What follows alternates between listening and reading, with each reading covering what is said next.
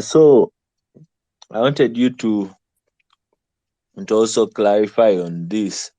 Comrade Okot had clarified on the multinationals, saying that even the multinationals, because there was a question of whether the multinationals are also pillars of operation, because you find that they are not part of the country, they are not owned by the government, but he clearly explained how they play their role in supporting the operation in Uganda. Yes, so the question is also these individuals, great economic pillars of Uganda's operation, because you find that an individual may not even be able to sustain a very big. So, are they contributors to the Uganda's operation, and how? Maybe you can try to explain that, Comrade Tamali.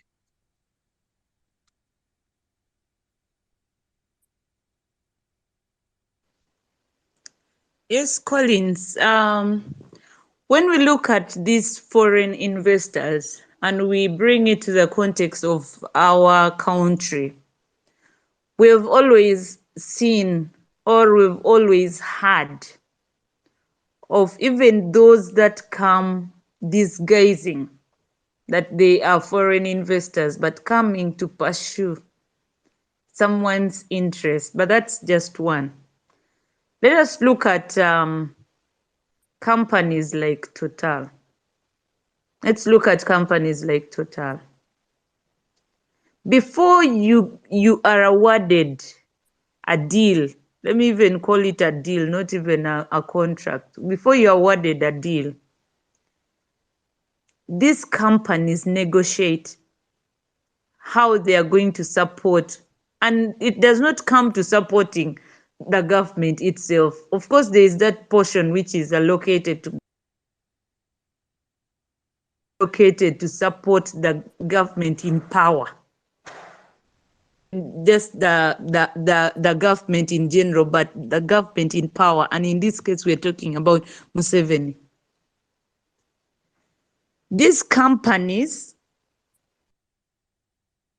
ending this man's stay in power. Reasons being, before they begin to make any investment, there is that share, that silent share, which goes to the statesman that has given them a leeway into the country. And it is not something that we should even run away from. We have always heard about these things. I am not very good at statistics, but we've always heard about these things. There are those trillions that will be kicked back from the oil. The reason it's a do or die right now, whoever talks about the oil, they will want to suppress you in every way. We are having comrades at the moment in Luzira, and the news like police is interested in keeping. Was police even interested in arresting them anyway? Was court interested in remanding them? But it's because they are pushing someone's agenda, and they've been ordered that whoever comes crossing the way of the oil has to be stopped. Total, we have sent petitions. We are doing campaigns, robust campaigns. If Total was a company that supports Ugandans, that values Ugandans, I think it's about time to from the oil pipeline. We are backing off. So by the fact that Total is silent, the world is speaking. Parliament is speaking, the locals are speaking, and Total is in this deal and willing to push it together with Museveni's government is enough to just even point to us that these foreign investments are really up to this thing, and they are being used. Of course, they are being used because I know they are being promised that we shall handle those hooligans. We shall call them off. We shall call them off, because once they remand you to Luzira, of course, from there you're no longer tweeting, you're no longer holding placards, you're no longer in front of the camera. So this is how they are just behind someone. They are just behind coming to implement someone's agenda. So this person has to just clear for them the way. In other words, they are tools that is being used. For now, let me first stop there. Yes, thank you so much, Comrade Tamale. Yes, I now get back to Comrade Julius Okoth. Yeah, you gave us a strategy from Sun Tzu, where you said he said, know your adversary, know yourself, and then know the terrain. Yes, so briefly, we have been trying to explore what the adversary uses to what is helping actually the adversary to keep the grip on power. So so now we want to explore how how can we deal with this these things that we have so far mentioned. We had so far the pillars we had are the multinationals, the local companies, the billionaires, the investors. Yes, in general, those are the main pillars that from the discussion that have arisen from the discussion. So, Comrade Julius Okoth, you are welcome to maybe give a hint on what can be done, what next after now knowing these pillars. What can we do for these pillars? Because some of them may find they are maybe they are producers of some things that the locals may need, or they are some of the locals are benefiting from them. So what do we do for these pillars? How do we break the economic pillars of Uganda's operation? Thank you. You're welcome, Comrade Julius Okoth. Thank you, Collins. Yeah. What we need to do first, you see, it's good also to, data collection is something very important in a campaign. Sometimes, when we are fighting, we don't just fighting with the, shooting at the bush without knowing that what you are fighting or what we're fighting. For example, Tamali has mentioned about Total. So we need to go deeper and understand what is Total doing in Uganda. I think those are the things that we shall do it in our own advocacy. What's Total doing in Uganda? Those are the things that we need to understand. Uh, Another data the collection that you need to do to find out is about, because I don't know whether Ugandans you know about these things, that Uganda already is divided into blocks, and those blocks are for oil exploration and exploitation.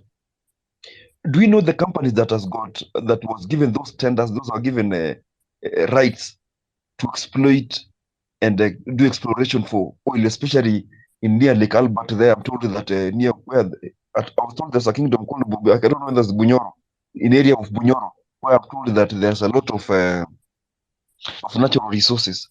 Which companies were given contracts to exploit to explore oil there? Those are the things that we need to ask ourselves. Those are multinationals. And I'm very glad that Auma Tavali has just come openly and mentioned Total. When you're not mentioning these people, a campaign will become very difficult. Because when you're just saying multinationals, it becomes difficult. For myself, because when I was in Uganda, I noticed about about Dutch-owned farm. The flower farms are being owned by the Dutch. So one pillar that I can mention Uganda, I can mention with a lot of confidence without even closing my eyes, is Dutch-owned companies. So through the social research that I did in Uganda, I realized that Dutch owned 12 flower farms in Uganda. Another one is owned by one Indian. Another one is in Ntungam, owned by Janet Museveni. So I've been asking myself, with this rogue regime that's in Uganda, how does these 12 flower farms operate in Uganda? How does it operate? So these are the people who are feeding the ogre. The people who are feeding the ogre in Uganda are these Dutch oat companies, which are along Entebbe Road and another one along a place called Mukono. So we need to know these real companies and what they are doing. Because when a country is being divided into blocks and people don't know what's going on, like in northern Uganda, you realize that people are just chased out of their land. Have you people really asked themselves why are people chased out of their land? It's because people have discovered there is natural resources there. Companies already been given a contract to exploit all there. So you see this, I don't know what's the name of this company of Ugandan army. You realize that they're just coming, chasing people out of that land. People don't know, wondering what's going on. People don't know that that area, natural resources has been discovered, and already companies have been given rights to do what? To exploit oil and such kind of things. And also not only about natural resources, it's also about hotels, in hospitality industry, like what Tamali has mentioned. There's some, you wonder, even during COVID, life was so difficult to every person, especially in hotel industry. But there's some hotel industry that survived COVID, survived during the corona tough times. You ask yourself, why did they survive? Why those companies survived? If you go to places like Lira, you'll find that there are a lot of Indians there who are owning supermarkets, are owning businesses. Some of Indians even don't have a pass, they don't have working permits. You wonder, how? You see, Chinese are just coming. So those are the things that we need to collect data and understand these people. Why are they operating? Why is it that a business environment for these people is very good for them, and yet for a local, it's becoming very difficult? Those are the questions we need to ask ourselves, because if we don't ask ourselves those questions, it becomes very difficult. Have you ever asked yourselves, why is it that public services are collapsing? Health sector, public health sector is collapsing, and it's collapsing very much. And yet you see that private hospitals are coming up very well. They're doing very well. Have you ever asked yourself, why are these private hospitals doing very well? It's just that because these guys have compromised the system, so that they make sure that the public services are dying. For example, even Tamali has mentioned about NSSF. Also, NSSF, there's another one called, I don't know whether it's in Uganda, called NHIF.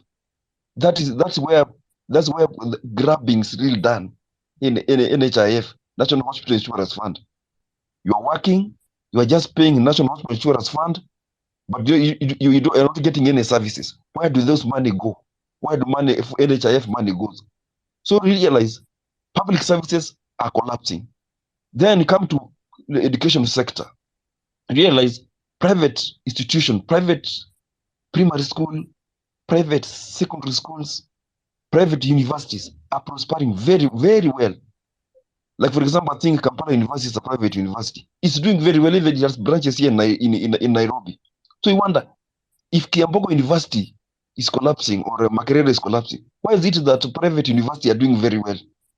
They are paying their lecturers very well. Everything is because it's the system that has given them enabling environment to do such kind of business. They want public sector to die, then private sector to prosper.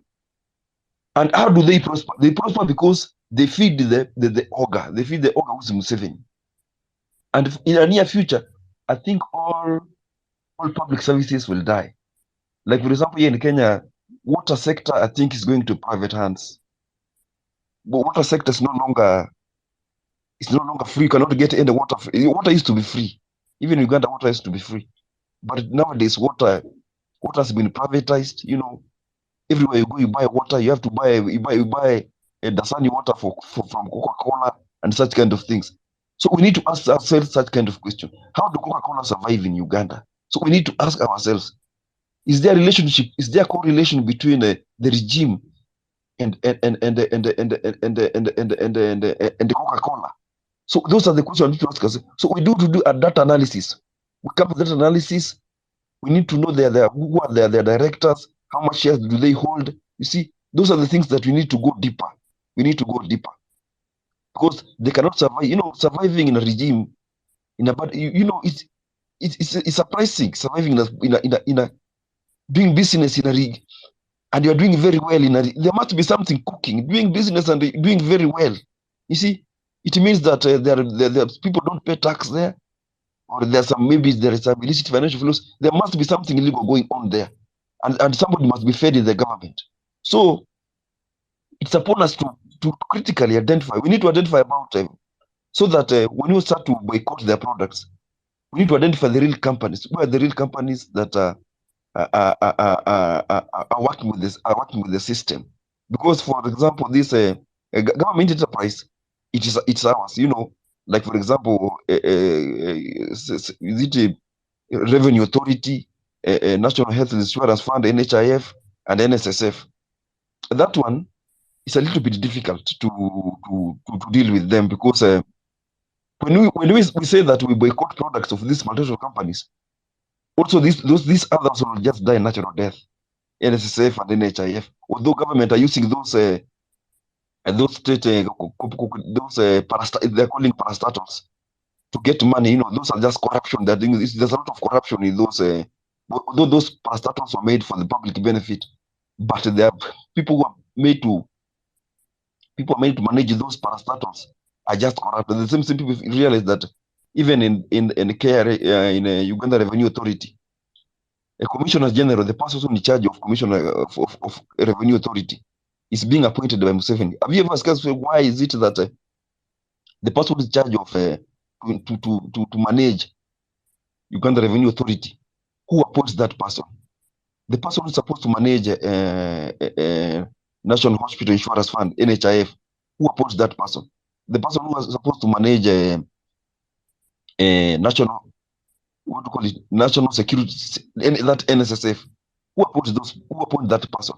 It's just Museveni. But for that one, but for multinationals and business people, it can become a little bit easier, because when you touch, touching multinational corporation and businesses, you are touching the nerve of a president. You see, for example, when you're touching Total, because I know Tamali has mentioned Total. It's also a very dangerous thing. But in the campaign, people just ask to mention some things. So when you're saying that, for example, there are so many oil companies in Uganda, but why is Total doing very well? Those are the questions we need to ask ourselves. It's because maybe Total hasn't given a lot of blocks. The blocks that I mentioned have been given to different companies.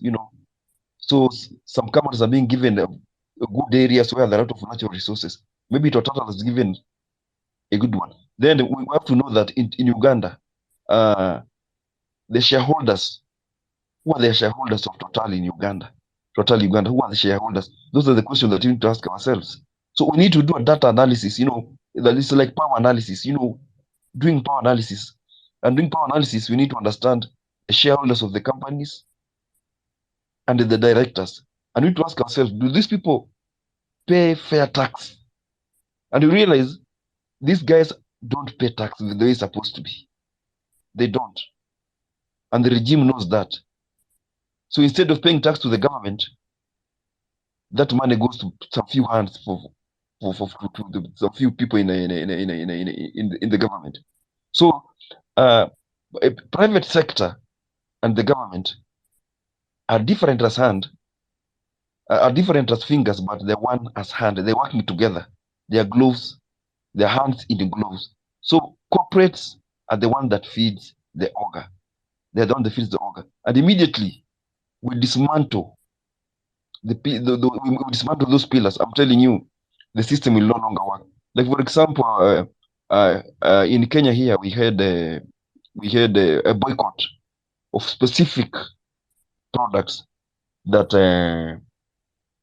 was used to rig 2017 elections. One, it was Brookside Dairies. It's called Brookside. It's owned by Uhuru Kenyatta. So we boycotted all products, and we were very specific. We said all Brookside products we will not buy. And it had an impact, that campaign of boycotting Brookside. which is being which is owned by Uhuru Kenyatta. And the second one, we boycotted Safaricom. Even M-Pesa we boycotted. So we went to Airtel. So most of us went to Airtel. So when you are boycotting something, we must look at the alternative. You cannot say that because this is done, people, no, we must go to alternative. For example, if Total is the problem, they have other companies in Uganda, and even those companies can be allies. They can support our campaigns. So we need to go to the other side.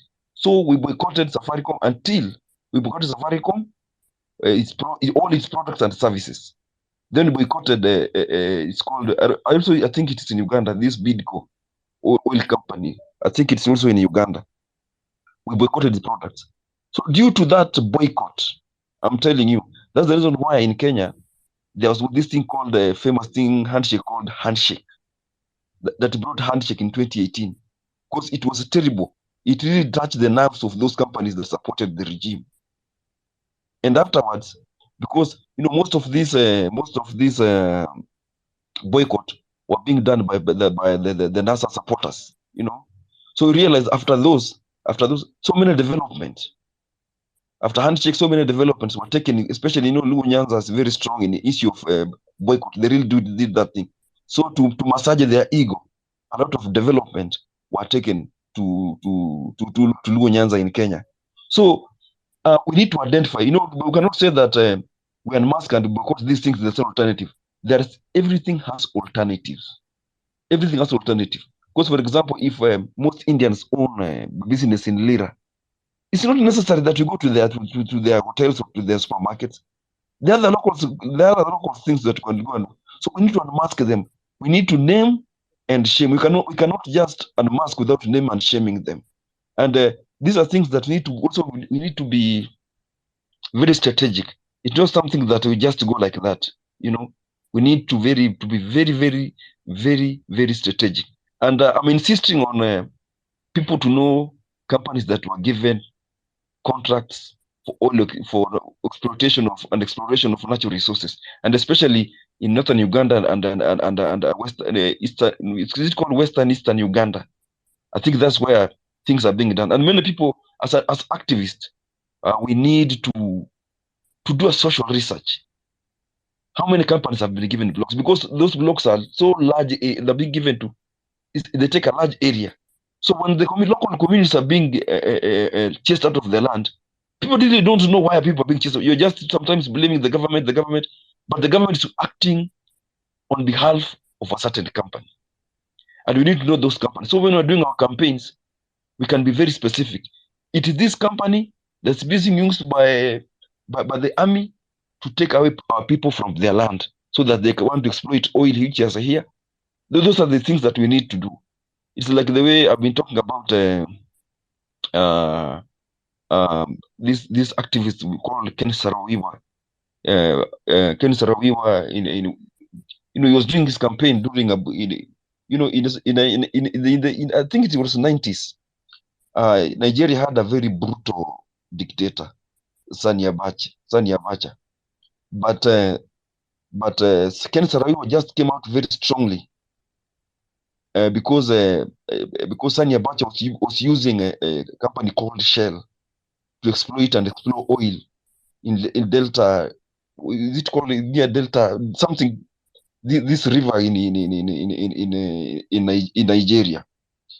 So they were exploiting oil in Ogoni land. So Ken Saro-Wiwa started the campaign and exposed Shell company.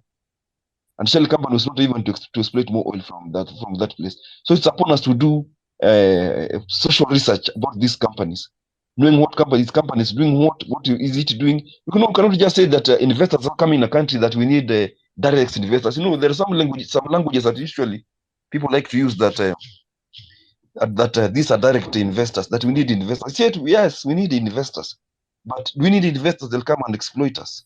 Yeah? Before even the colonials came into our country, we used to survive without those investors. So investors has to come and also respect our democratic values. If are the hotels has to pay taxes the way it's supposed to be. You cannot. How can hotels survive during COVID and yet you just survive? There must be something sinister. So we need to identify those companies. We need to identify them very well. And I'm insisting on identifying companies that have been given blocks to exploit natural resources, especially in northern Uganda and western Uganda. Those are the regions that I think many companies, I think Total is one of them that have been given there. And also, if people can get a time on these Dutch-owned companies, because they are doing a lot of sinister things in those greenhouses, but the government is doing nothing because they are the same companies that are feeding that are feeding this guy that are feeding that government. So there are so many things that multinationals are doing. Although these parastatals are just for, you know, when we are giving our money to NSSF, we're giving our money to Uganda Revenue Authority, we're giving it to a National Hospital Insurance Fund. We are doing it willingly for our own benefit. But there's some people who are corrupt there, want to grab everything. You know, this is the problem. But if you're being managed very well, I think there's no problem. But these private entities are greatest problem, and that's the reason why we have got police stations are pathetic, schools are pathetic, water has been privatized, health is health. I think health is becoming worse because you cannot even go to hospital, private hospital, and get some drugs. But if you go to private hospital, and those private hospitals are doing very well, how can private hospital doing very well in a very hard economic times in Uganda? So those are the questions we need to ask ourselves. Thank you. Wow, thank you so much, Comrade Julius Okot, for that wonderful submission on how we can do it. Yes, the main take home from this was the data collection. Yes, and also you answered the question of how can we survive. You know, some of them produce the goods that people use in the day to day, but you clearly explained the from the Kenyan perspective, and you say will they look at the alternatives, and the alternatives are also maybe potential allies in this case. Thank you so much, Comrade Julius Okoth, for that submission. We may continue to the floor is now open to the for after listening to our speakers of the day. The floor is open to other members in the call to maybe request for the mic and ask their questions or have an addition to what to what has been discussed today. Yes, I see a hand up of Zastave something. Yes, Hello. you are welcome.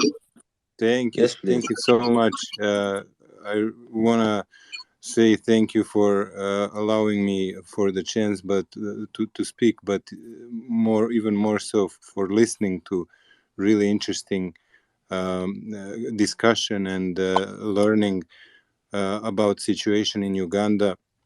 I live in the States and I'm originally from the other part of the world, from Serbia. Serbia is going through a very, similar in some ways. We have like a regime that's really undemocratic, very authoritarian, creating a clientelistic network of loyal soldiers and basically selling out resources of Serbia to whoever is going to make a better deal for them. And from that they finance their own, like structures, from media to like any sort of call them maybe not even something like paramilitary groups, or criminal, parts of society that are there to intimidate people, and basically they're the dark side of that regime, which is presented in the local parts of our country. So the situation, I think, is relatively similar in sense of how the system works, and your country is much bigger. It cannot even be compared. I know Uganda is very rich with resources, and is as such is really interesting to to many I guess call them investors, but more so to people who are hungry for money. Unfortunately, like the deals that people who are very corrupt and who do not care about anyone else but themselves are cutting deals that are ultimately taking the substance from our countries, and they're selling us out. That's the only thing that's that is their politics. There's nothing more than that, and they lie about it. They use their media. They intimidate regular people. We are all, on average, I can say, we feel weak. We feel that there's nothing we can do. When we try to make some solidarity and create a movement, they will harass our leaders. So I think your approach is really great. Collecting data, learning and understanding what's beneath the whole corrupt system is really the key. Once you know that information, you will know where the system is weakest, and at that point you will know how to distribute your energy and be very strategic, as you mentioned many times.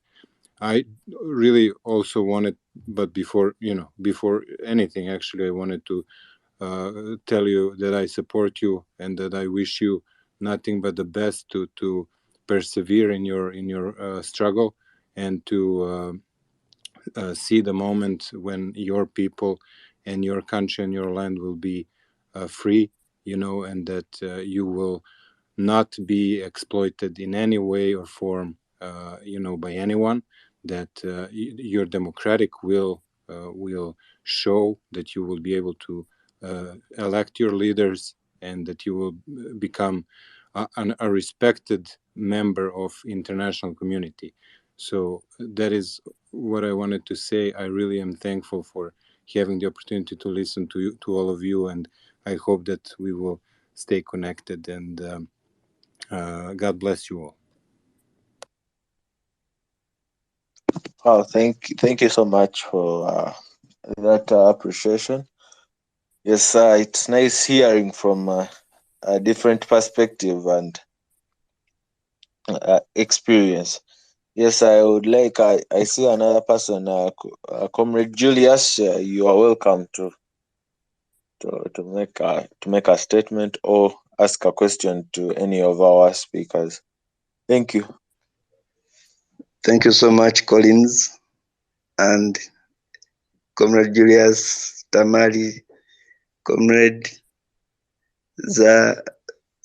Zastev, and others. I'm really honored to be back on this space, and I'd like to say that I've learned a lot, more than what I even learned in schools and universities. So my submission, I'm going to talk about the economic capture of our economy, how the deep state, those parastatals, the deep state, and some few individuals, how they created blocks in our economy, like Comrade Julius Okot said, how the economy has been kind of partitioned to specific individuals. For example, whenever the prices of rice in Uganda used to increase, many serious Ugandans and traders would go to Tanzania and they buy cheaper rice to come and stabilize the food prices. But then, like Museveni's half brother, General Salim Saleh, kind of interfered with that trade, and instead decided to make it his own, like his own block, his own territory. In that right now, no Ugandan can go to Tanzania and buy cheaper rice and bring it to Uganda without the permission or approval of General Salim Saleh. That is number one. The few Ugandans who used to grow rice here in Uganda, for example, that side of Sebei, Palisa, they used to have a lot of rice. And I grew up in Busia, just nearby there. And they used to produce a lot of rice, and they would feed Uganda and part of Kenya. But then there was a deliberate attempt to kind of alienate them, eliminate them out of the rice industry, so that someone connected to Mr. Museveni can have a steady pipeline from Tanzania to Uganda for always bringing in his rice. That is number one. They kill the domestic entrepreneurs so that they remain the only ones who control the rice industry. Secondly, I think early last year, there were more than 223 milling companies for maize flour here in Kampala, which were closed down. And the excuse they were giving was that they were substandard. Many of us didn't like that. And when we followed it up, we realized that later on that those indigenous Ugandans were pushed out of the maize milling industry. And then another group came in, most of them from Rwanda, others they are Somalis, others they are not so known, Asians and so on. They're the ones that came in, and most of them bought the same machinery that the indigenous Ugandans were using, inherited some of the workers, and so on. Most of them don't pay taxes. Some are given, some are funded by people within the state and owned by people within the state. So what they did was the indigenous Ugandans used to contain the food prices, in that whenever maybe the maize prices would go up, they would still kind of coordinate among themselves to contain the inflation